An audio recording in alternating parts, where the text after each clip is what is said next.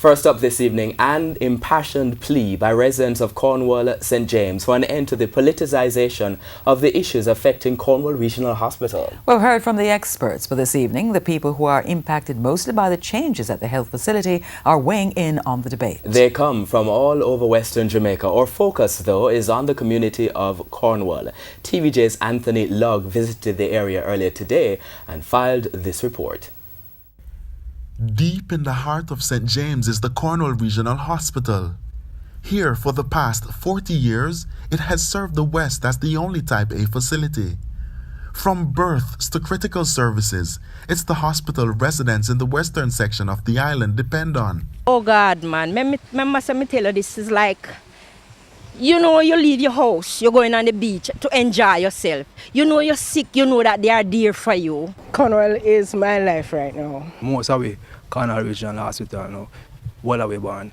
But the hospital, which means so much to so many people, is facing its own set of challenges.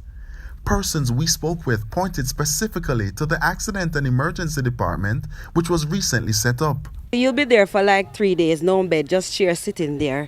And doctor hardly come to assist you and stuff is really sloppy. Over there, son, look like a hospital. What it look like? Well, we don't even know what it look like. It look like a church them a plan to keep or something. Or some convention we keep a tent them put up over there.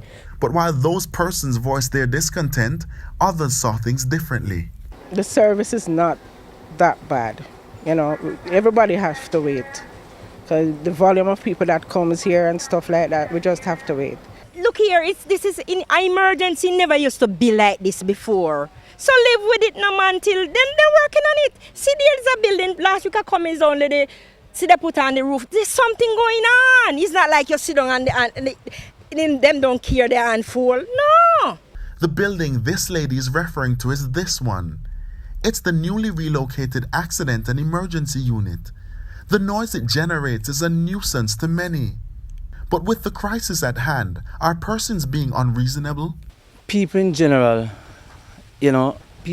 just, and I even say complain, but them just chat too much. We have to live with the consequence of all what happened there. They're trying. We could work with it. It can't happen. Stop saying he can't walk. He can't walk. Trying is one, but they're not. I don't think they're really putting out enough effort to assist patients. Now what you're looking at just behind me is the hospital's main building, which was recently shut down. Now most services are still available here on the compound, but others have been transferred to hospitals such as Falmouth and Savlamar. The residents here, however, say they fear the impact this could have on the community. They will put more pressure upon the resident them. Like I say, as a matter of fact, who tell, probably more life I go last, because by the time I go up on a journey, all the way go to Falmouth at about 25 minutes drive. Anthony Lugg, TVJ News.